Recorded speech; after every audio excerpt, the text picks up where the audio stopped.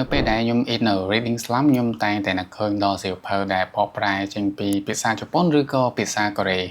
ដោយសារតែសៀវភៅទាំងអស់ហ្នឹងភាគច្រើនគឺអ្នកនិពន្ធគាត់សរសេរអំពីជីវិត in different genre ហើយរាល់ពេលដែលខ្ញុំយកសៀវភៅប្រភេទទាំងអស់ហ្នឹងមកអានខ្ញុំមានអារម្មណ៍ថាខ្ញុំចូលទៅរស់នៅក្នុងជីវិតដ៏សាមញ្ញមួយហើយដកដង្ហើមយឺតហើយរីករាយនៅសាច់រឿងនិងការសន្ទនារបស់តួអង្គដែលពោរពេញទៅដោយមនោសញ្ចេតនានិង compassion ពាក្យពេចន៍ដែលអ្នកនិពន្ធប្រើប្រាស់តែងតែនៅក្នុងsafe space មួយតាមប្រភេទ different genre ផ្សេងៗគ្នាហើយនៅពេលដែលខ្ញុំអានខ្ញុំមានអារម្មណ៍ថាខ្ញុំនៅកន្លែងស្ងប់ស្ងាត់មួយហើយមានសុវត្ថិភាពនៅពេលដែលខ្ញុំយកសៀវភៅប្រភេទទាំងអស់ហ្នឹងមកអានគឺខ្ញុំតែងតែធ្វើ reflection ហើយគិតពីជីវិតរបស់ខ្លួនឯង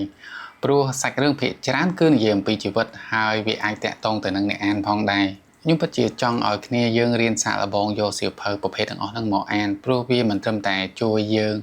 ឲ្យចេញពី reading slump ប៉ុណ្ណោះទេតែវាមានមេរៀនតាក់ទងនឹងជីវិតល្អៗជាច្រើនដែលវាអាចជួយឲ្យអារម្មណ៍របស់យើងប្រសើរជាងមុនជ្រុលជានិយាយអំពីសៀវភៅប្រភេទហ្នឹងហើយខ្ញុំចង់ណែនាំសៀវភៅ3ក្បាលទៅកាន់អ្នកទាំងអស់គ្នាទី1 of course The Yotomori Sake Bookshop ដែលនិយាយអំពីជីវិតនារីវ័យក្មេងម្នាក់ដែលគាត់មានឈ្មោះថា Takako ដែលសាច់រឿងនិយាយអំពីជីវិតរបស់គាត់ក្រោយពីគាត់ break up ហើយគាត់បានទៅរស់នៅជាមួយពូរបស់គាត់ដែលមានឈ្មោះថា Satoru ហើយជីវិតរបស់គាត់គឺចាប់ផ្ដើមល្អប្រសើរម្ដងតិចក្រោយពីគាត់បានទៅចំណាយពេលរស់នៅក្នុងហាងសៀវភៅមួយទឹកមួយដែលជាហាងសៀវភៅរបស់ពូគាត់សៀវភៅទី2 The Traveling Card Chronicle សាច់រឿងរៀងកំសត់បន្តិចប៉ុន្តែ very inspiring តាមរយៈសាច់រឿងរបស់តួអង្គម្នាក់ដែលគាត់មានឈ្មោះថា Satoru ដែលនិយាយអំពីក្តីស្រឡាញ់របស់គាត់មានចំពោះឆ្មារបស់គាត់ហើយអ្នកទាំងអស់គ្នានឹងបានរៀនអំពីសាច់រឿងរបស់គាត់ through his journey with a time limit សៀវភៅទី3 Welcome to Yunnan Bookshop